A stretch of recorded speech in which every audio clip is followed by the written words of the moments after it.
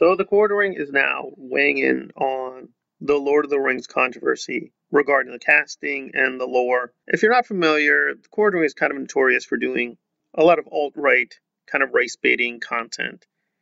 Though I will be fair, in this one he's a little bit more moderate than usual. But as always, he gets himself into a lot of trouble. So first we're going to deal with the alleged he has no issue with diversity and is appealing to the canon, although I don't think he understands the canon. Not the main criticism. The main criticism is that it's lazy. If you want to have an Asian dwarf, have at it, but you better have the lore to support it. You don't just toss them in there and say, there's Asian dwarves now. Oh, a race of people that live underground and don't have any melanin in their skin. Let's make them black, because that's what people push back against. And then the gaslight is always that, like, oh, well, you just don't like black people. All right, well, let's address the issue more broadly, because a lot of Tolkien fans seem to honestly think this, that everything in Middle-earth is referring to Europe and only Europe. Well, that's simply not true, and Tolkien himself comments on this in several places, but I'll just provide two examples. In earlier drafts of The Hobbit, two drafts actually, he refers to China and even the Gobi Desert, and he did this several times. And with Numenor, he directly compared it to Egypt. And this is not just a small allusion. Apparently some of the story is based on Egyptian mythology and Egyptian history. And I could go on, citing more places and more sources. For instance, the dwarves are based on his understanding of Jews, and Jews are not indigenous to Europe, and so on and so forth. So this kind of Europe-only interpretation really doesn't hold up if you really study the lore carefully, which apparently he has not. And he's sort of admitting to this racism, but in a very casual way. And we're going to see, once again, Tolkien is not in agreement with even this kind of bizarre interpretation of the text. So let's hear TheQuartering again speak. Piece of fiction. Well-established fiction that's been around for, what, 70 years? We know what Tolkien's world looked like. Why did it feel natural for you to meddle with it? I'm just here for the ratio. Oh Lord of the Kings, the PR machine starts spitting for thee. And again, yes, there are legitimate, like, people that have an issue with race. I don't support that. I've never supported that.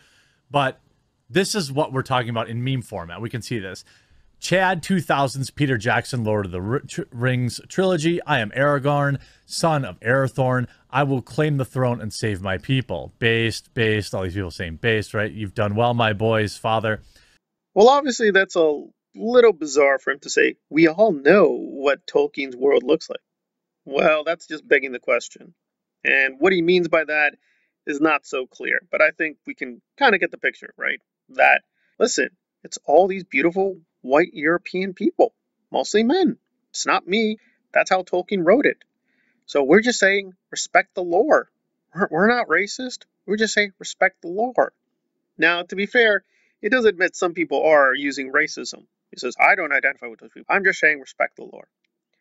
Well, there's a big problem here because Aragorn doesn't have a beard. So let's not even refer to the race. Aragorn does not have a beard. Tolkien was very firm on this. Now, is he always consistent? Are there no contradictions with his own writings? That's true.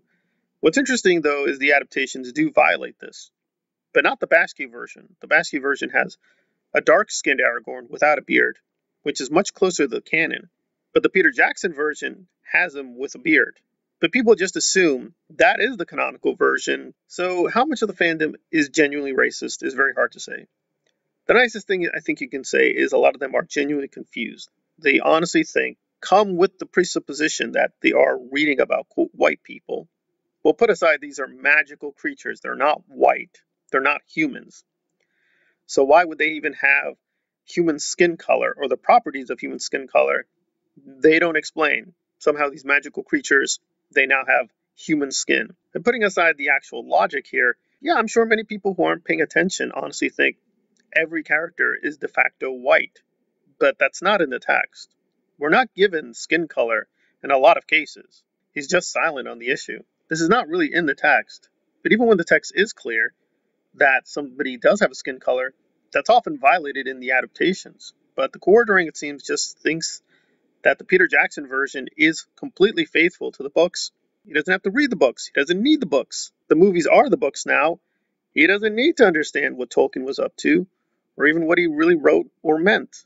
It's unfortunately just a lot of laziness by a huge part of the fandom that doesn't want to read the books carefully. And this is probably now the vast majority. Just only a very small minority read the books carefully and start with the books and then reach outwards to the adaptations. It's unfortunate, but that is how it is. But if you want to appeal to the lore, that's fine, but the lore is not saying these things. This is really just a lot of fans who want to believe this, but when they have to cite evidence, they never really do. They just sort of just say, it's just obvious. It's just obvious. Well, again, given the high stakes here, I think we need a lot more evidence before we go with this de facto assumption about how the Tolkien world looks like. Because it actually does look like a much more interesting and fantastic place when we go with the books and try to carefully go through what Tolkien meant and said and wrote about Middle Earth, at least in my humble opinion.